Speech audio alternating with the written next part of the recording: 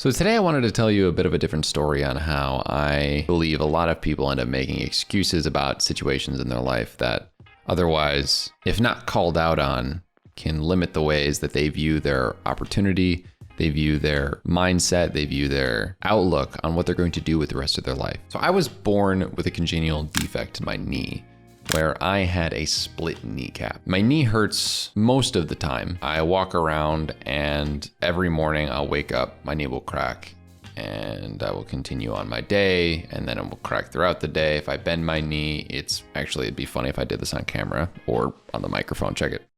I can't get my leg that high. There's always been something off about this knee, but I never got it checked until I was 25 years old. And the reason behind that is because I was afraid of what I would find and how it would impact my running career.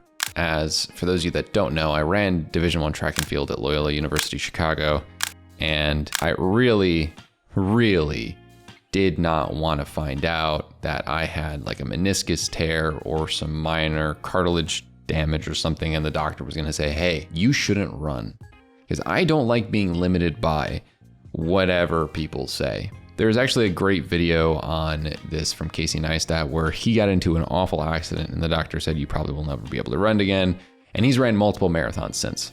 And the fact of the matter is I ended up performing exceptionally well for anyone's standards, in my opinion. The last race I ever ran, I closed my second half of the mile in 1 minute and 55 seconds in like a 54-second last lap, and was beat out in my last race by 2 All-Americans, like boohoo. I was basically what you'd call relevant adjacent.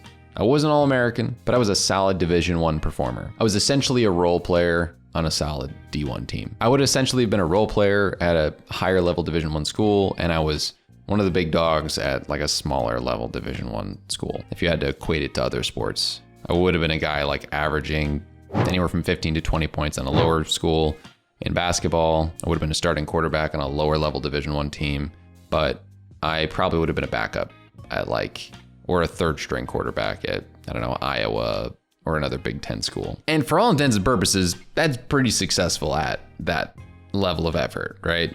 Going Division I, being all conference, pretty solid career. But the problem is I may have not gone down that route if I had gotten my knee checked, because it was very debilitating to hear the news that I've had a defect in my knee my entire life and it will not get better. And the only solution is to remove half of my kneecap in order to make the pain go away, and that's not advisable. So all that this is to say is that if you have some sort of limiting belief in your life currently, I think it's better that you just ignore it or get rid of whatever people have said about you. I was told that I talked too much as a kid. I kind of use that as a day-to-day spite against those people that now I get paid for a living to talk. I actually, when I started the content services part of my business, was laughing at this fact like often, and I need to go back to it sometimes to prove a point that my ability to articulate myself and to talk a lot ends up making me more successful in my field than a lot of people are in theirs that used to criticize me. And that is hilarious. And I love that. And as a competitive person, I think that's amazing. So for those of you that are struggling with something that people have told you or that you think you have wrong with you, like you have some sort of defect, just know that there is always an exception to the rule. Maybe you have something like I did with honestly debilitating knee pain all the time. When I get back into running after not running for a while, my knee will hurt 4 days and it sucks. But if you like running and believe in yourself enough, truth be told, you can get through a lot. If you like yourself, believe in yourself enough, and know that even though people tell you to shut up about 10 times a day through all of grade school and middle school, because, and I quote, Dimitri, you talk too much, shut up. I don't know, I'm not gonna go out into my finances here, but I know I'm doing okay. And I know that's because I talk too much and because content is the new currency.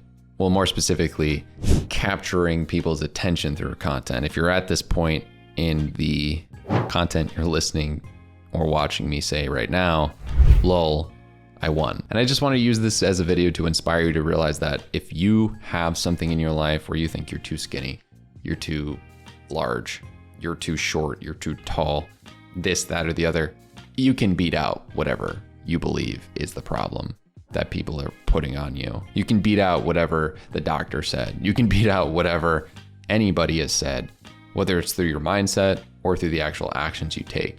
You can become greater than the sum of your flaws. Because oftentimes flaws actually make you pretty good. It just matters on how you frame it. For example, if I didn't walk around with that knee pain all the time, I probably wouldn't have a solid pain tolerance. And I don't know, maybe my career, I would have wimped out on a lot of different efforts I put into runs, because it's like, is this bad? I don't know. I'm always in pain. So this is not like anything new.